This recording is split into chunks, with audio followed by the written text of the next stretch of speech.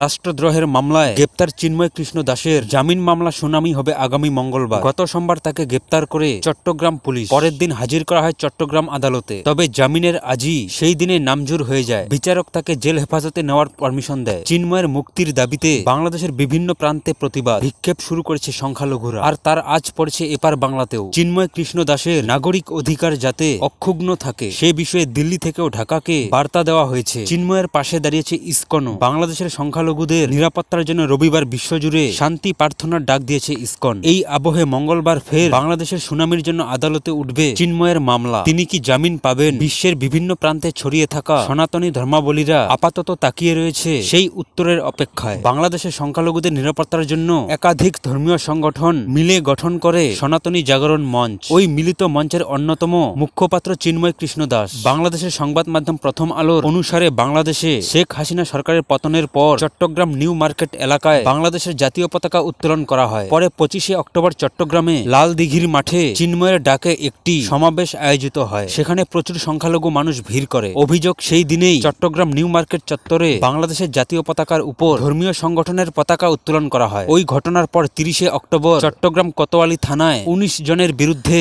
রাষ্ট্রদ্রোহের মামলায় রুজু হয়, আর অভিযুক্তের তালিকায় রাখা হয় চিন্ময়কেও। এরপর গত সোমবার ঢাকা বিমানবন্দর থেকে তাকে আটক করা হয়। পরে তাকে গ্রেপ্তারে দেখানো হয়। তবে এই পরিস্থিতির মধ্যেও বাংলাদেশের সংখ্যালঘুদের উপর হামলার অভিযোগ থামেনি। প্রথম আলোর অনুসারে বাংলাদেশের শুক্রবার চট্টগ্রামের একটি মন্দিরে হামলা এবং ভাঙচুরের ঘটনা ঘটেছে। আশেপাশে বেশ কয়েকটি বাড়ি এবং দোকানপাট ভাঙচুর হয়েছে বলে অভিযোগ। চিন্ময়ের গ্রেপ্তারের পর চট্টগ্রাম পুলিশ ইন্ডিয়া টুডে টিভিকে জানিয়েছে রুদ্রপ্রতীক কেশব দাস এবং রঙ্গনাথ শ্যামসুন্দর দাস নামে আরো 2 সন্ন্যাসীকে গ্রেপ্তার করা হয়েছে। যে মামলায় চিন্ময় কৃষ্ণ দাসকেও গ্রেপ্তার করা হয়েছে সেই সংক্রান্ত তদন্তে সন্দেহভাজন হিসেবে ওই 2 জনকে গ্রেপ্তার করা হয়েছে বলে দাবি পুলিশের। আর বাংলাদেশের বেশ কিছু সংবাদ মাধ্যম জানিয়েছে যে শনিবার সন্ধ্যা থেকে রবিবার সকাল 10টা পর্যন্ত প্রায় 54 জন সংখ্যালঘুকে বেনাপোল সীমান্ত পার করার অনুমতি দেয়নি সেই দেশের অভিবাসন পুলিশ। ওপার বাংলার সংবাদ মাধ্যমের দাবি তারা ইসকনের ভক্ত। বেনাপোলে অভিবাসন চেকপোস্টে ওসি ইমতিয়াজ মোহাম্মদ আসালুকান্দের ভুঞ্জা জানিয়েছেন ভারত তাদের ভ্রমণ সন্দেহজনক মনে করেই 54 জন বাংলাদেশি যাত্রীকে সীমান্ত পার করার অনুমতি দেওয়া হয়নি।